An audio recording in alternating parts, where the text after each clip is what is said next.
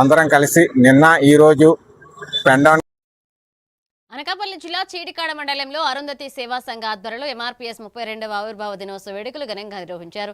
జిల్లా మాదిగ ఉద్యోగుల సమైక్య ప్రధాన కార్యదర్శి మోర్తా శ్రీనివాసరావు జెండా ఆవిష్కరించి మాట్లాడారు.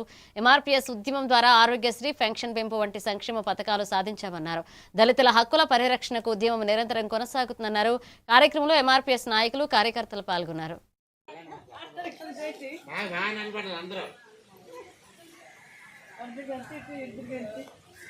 కనబడుతుంది ఇంకా చదువుకొని ముందుకెళ్తే ఈరోజు అనేకమైన ఉద్యోగ అవకాశాలు ఉన్నాయి. కానీ మనం చదువుకొని ముందుకెళ్తే మరి ఎంతో మంది ఉద్యమం కోసం చనిపోయిన పోరాటవీరులు ఉన్నారు.